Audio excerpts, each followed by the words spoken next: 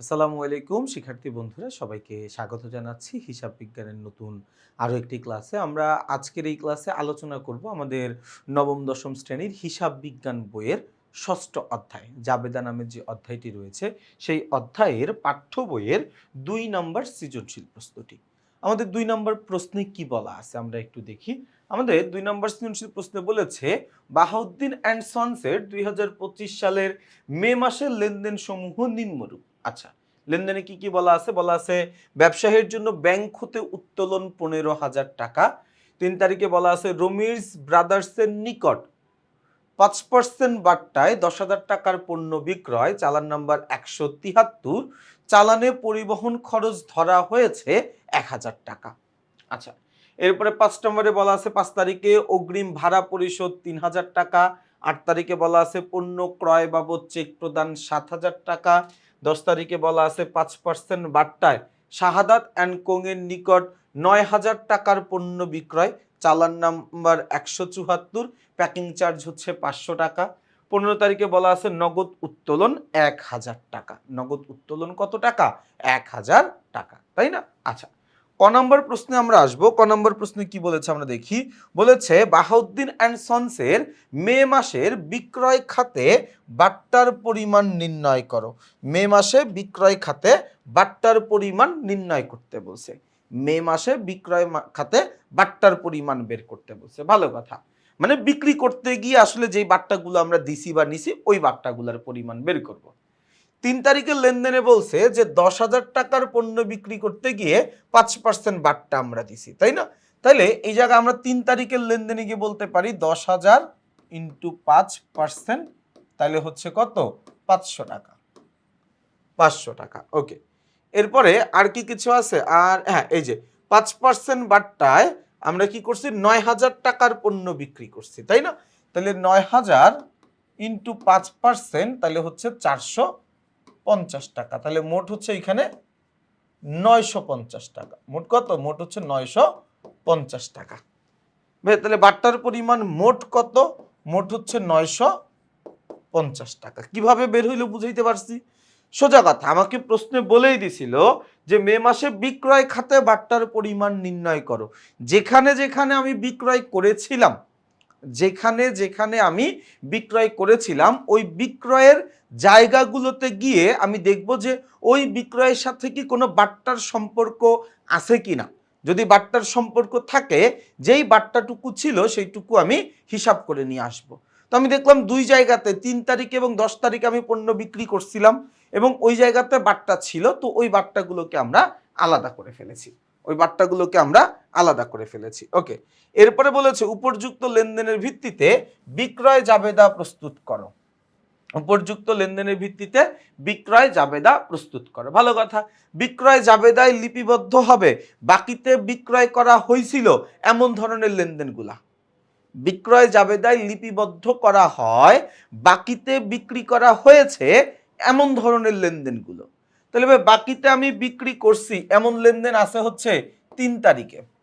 আমি বাকিতে বিক্রি করছি এমন লেনদেন আছে হচ্ছে আমার 10 তারিখে। তাহলে এই দুইটা জায়গায় আমি বাকিতে বিক্রি করছি, এই দুইটা জায়গায় 3 তারিখ আর হচ্ছে 10 তারিখ।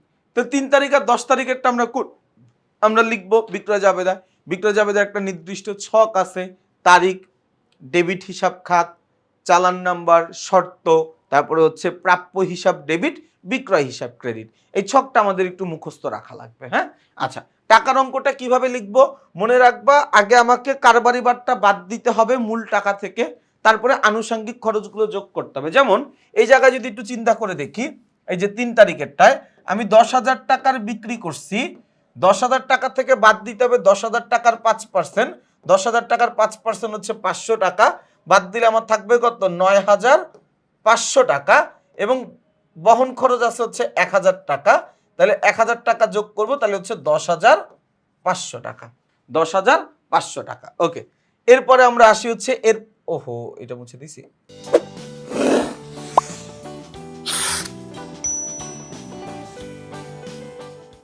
হ্যাঁ, এরপরে আমরা আসি হচ্ছে 10 তারিখের লেনদেনে।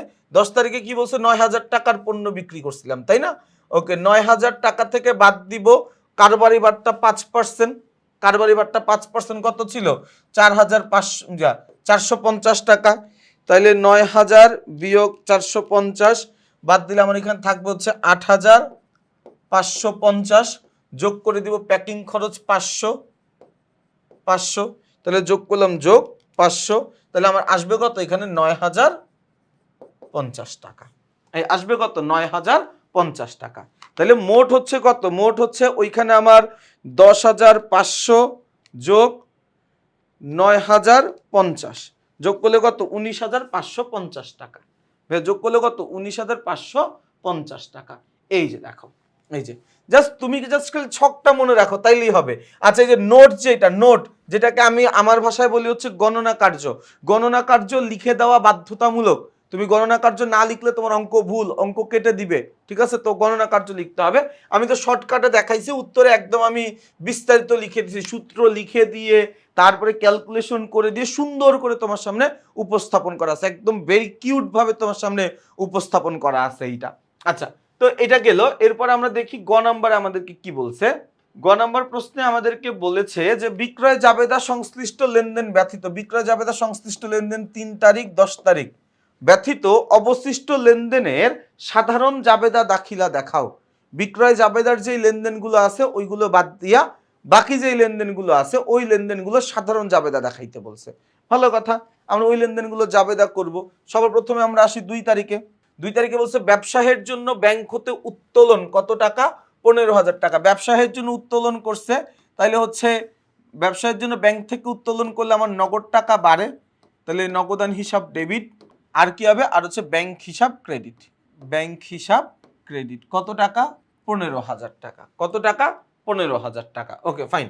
দেখো ব্যাংক থেকে টাকা উত্তোলন করলে, ভাই টাকাটা উত্তোলন আমি করছি কেন, ব্যবসায়ের জন্য, তার মানে ব্যাংক থেকে টাকা উত্তোলন করে আমার ব্যবসায়ের নগদ টাকার পরিমাণ বাড়ছে। নগদ টাকা একটা সম্পদ, নগদ টাকা বাড়লে বা সম্পদ বাড়লে ডেবিট করতে হয়, এই জন্য আমরা নগদান হিসাব ডেবিট করছি। পাশাপাশি কি হয়েছে, আমি ব্যাংক থেকে টাকা উত্তোলন করে ফেলার ফলে আমার ব্যবসায়ে ব্যাংকের টাকা কমে গেছে। ব্যাংক একটা সম্পদ, সম্পদ কমে গেলে ক্রেডিট করতে হয়, এই জন্য আমরা নগদান ব্যাংক হিসাবকে ক্রেডিট করে দিছি। বোঝা গেছে ভাই আমার কথাটা? 2 তারিখেরটা গেল। 5 তারিখে ভাড়া অগ্রিম পরিশোধ কত টাকা 3,000 টাকা। অগ্রিম ভাড়া পরিশোধ করছি আমি, অগ্রিম ভাড়া পরিশোধ করছি, তাইলে অগ্রিম ভাড়া আমার জন্য একটা সম্পদ, তাহলে অগ্রিম ভাড়া হিসাব ডেবিট কত টাকা 3,000 টাকা। অগ্রিম ভাড়া হিসাব ডেবিট কত টাকা 3,000 টাকা। অগ্রিম ভাড়া হিসাব ডেবিট 3,000 টাকা। ওকে ফাইন, অগ্রিম ভাড়া হিসাব ডেবিট 3,000 টাকা লিখছি আমি। এখন এই ভাড়া দেওয়ার জন্য আমার কি করতে হয়েছে, নগদ টাকা দিতে হয়েছে না, এই নগদান হিসাব ক্রেডিট 3,000 টাকা। নগদান হিসাব ক্রেডিট 3,000 টাকা। কিভাবে আরো খেয়াল করো, আমি অগ্রিম ভাড়া দিয়ে দিছি, ভাই ভাড়া এখনো দেওয়ার সময় হয় নাই, আমি দিয়ে দিছি, যা টাকা আছে দিয়ে দিলাম, তাহলে ওই টাকাটা কিন্তু আমি অগ্রিম দিয়ে দিছি, অগ্রিম দিছি, অগ্রিম ভাড়া দিছি আমি, তাই না? তাহলে ওইটা তো আমার জন্য অগ্রিম হয়ে গেছে। পাশাপাশি আমি কি করছি ভাইয়া, পাশাপাশি যেহেতু ভাড়াটা দিতে গিয়ে আমার নগদ টাকা খরচ হয়েছে, তাই না? আমি যে ভাড়া দিলাম, এই ভাড়া দেওয়ার ফলে আমার কি নগদ টাকা কমে গেছে না? তাহলে নগদ টাকা একটা সম্পদ, কমে গেলে ক্রেডিট করতে হবে, আমরা লিখে দিছি নগদান হিসাব ক্রেডিট। বোঝা গেছে আমার কথা? আচ্ছা 8 নম্বরে আমরা আসি। 8 নম্বরে কি বলছে ভাই একটু দেখি। 8 নম্বরে বলা আছে পণ্য ক্রয় বাবদ চেক প্রদান। ভাই আমি পণ্য ক্রয় করছি, চেক দিয়ে পণ্য ক্রয় করছি না ব্যাংক দিয়ে করছি না বাকিতে করছি না নগদে করছি, কোনো ম্যাটার না, আমি পণ্য ক্রয় করছি, তাই না? তো পণ্য ক্রয় একটা ব্যয়বাচক লেনদেন, তাই না? তাহলে ক্রয় হিসাব ডেবিট কত টাকা 7,000 টাকা। ক্রয় হিসাব ডেবিট 7,000 টাকা। এবং এই ক্রয়টা আমি করছি কিভাবে, ব্যাংকের মাধ্যমে, ব্যাংকের চেক দিয়ে, তাই না? তাহলে ব্যাংকের টাকা কমে গেছে, ব্যাংক একটা সম্পদ, সম্পদ কমলে ক্রেডিট করতে হয়, আমি ব্যাংক হিসাব ক্রেডিট করে দিলাম 7,000 টাকা। আবারও খেয়াল করো, ক্রয় হিসাব ডেবিট কেন, ক্রয় একটা ব্যয়, ক্রয় করার ফলে আমার প্রতিষ্ঠানে ক্রয় নামে ব্যয়ের পরিমাণ বাড়ছে, ভালো কথা, ক্রয় নামে ব্যয়ের পরিমাণ বাড়ছে। পাশাপাশি ব্যাংক নামে সম্পদের পরিমাণ কমে গেছে, তো ব্যাংক নামে সম্পত্তি কমলে ক্রেডিট করতে হয়, আমি ক্রেডিট করে দিছি। 10 তারিখেরটা আসবে না, 15 তারিখে আমরা আসি। 15 তারিখে কি করছি ভাইয়া, 15 তারিখে বলছে নগদ উত্তোলন। তো যেহেতু উত্তোলন করলে উত্তোলন হিসাব ডেবিট করতে হয়, কারণ উত্তোলন মালিকের মূলধনের পরিমাণকে কমায় দেয়, উত্তোলন হিসাব ক্রেডিট 1000 টাকা। কি উত্তোলন করছি? নগদ টাকা। তার মানে কি আমার ব্যবসায় নগদ টাকার পরিমাণ কমে গেছে, তাহলে নগদান হিসাব ক্রেডিট কত টাকা? 1000 টাকা। বোঝা গেছে ভাই আমার কথাটা? ভাই আমার কথাটা কি বুঝাইতে পারছি কিনা আমাকে একটু বইলো। তাহলে এরকম করে আমরা সবগুলো লেনদেনের জাবেদা করে ফেলতে পারলাম। আমি একটু তোমাদেরকে উত্তরটা দেখায় দেই। জাবেদাটা যেহেতু আমরা একটা ছকের মধ্যে করব, এই যে দেখো তোমাদের সামনে উত্তর আছে। ব্যাংক থেকে নগদ টাকা উত্তোলন করছিল, অগ্রিম ভাড়া দিছিল, ব্যাংক চেকের মাধ্যমে পণ্য ক্রয় করছিল এবং নগদ উত্তোলন করছিল।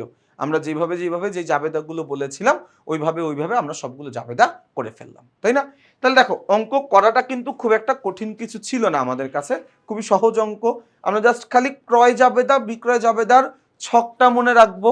গণনা কার্যটা একটু সাবধানতার সাথে করব। গণনা কার্য করার সময় এটা একটু খেয়াল রাখবো যে আগে কারবারি বাট্টার টাকা বাদ দিয়ে তারপরে হচ্ছে আনুষঙ্গিক যে খরচগুলো, প্যাকিং খরচ বা বহন খরচ থাকবে ওইগুলো যোগ করব। আগে কারবারি বাট্টাটা বাদ দিয়ে নিব, তাইলেই হবে।